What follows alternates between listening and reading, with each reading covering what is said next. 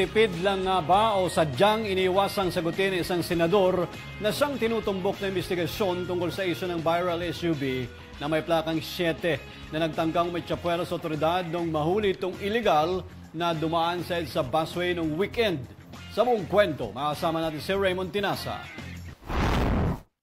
Matapos ang matagal na pananahimik, nagsalita na rin si Senator Sherwin Gatchalian kaugnay sa kontrobersyal na SUV na naugnay sa pamilya. Bakit ang ginagamit ng Orient Pacific Corporation ang Cadillac Escalade na may protocol plate number 7 at illegal na dumaan sa EDSA bus lane noong Nobyembre 3. Batay sa records ng Securities and Exchange Commission o SEC, lumalabas na directors ng kumpanya ang tatay ng senador na si William Gatchalian at kapatid nitong si Kenneth. Sa isang ambush interview sa Philippine International Convention Center sa Pasay City, paulit-ulit na sinabi ni Gatchalian na bahala na rito ang Land Transportation Office o LTO. Naisumite na umano ang mga kaukulang dokumento at iwan na sa LTO ang pagdedesisyon.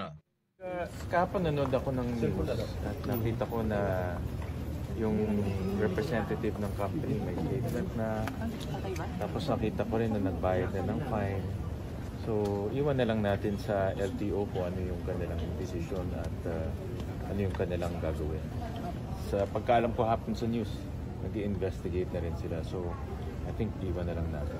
Posible po kayong sa inyo yung plate, pero nagamit lang po ng kapatid. Iwan na lang natin sa LTO, guys. Andun na sa LTO. Andun na siya, kaya mahirap naman mag-comment habang nag-iimbestiga sila. And the LTO naman ay on top of this situation. Sorry, sir. Ako, si Raymond Tinasa, para sa Kwentong Politiko.